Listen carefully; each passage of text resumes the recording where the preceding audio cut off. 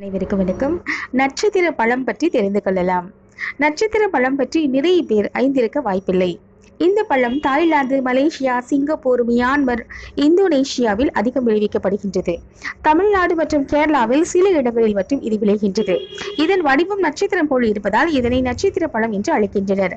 மஞ்சள் கலந்த பச்சை நிறத்தில் காணப்படும். இது இனிப்பும் புளிப்பும் கலந்த சுவையை கொண்டது.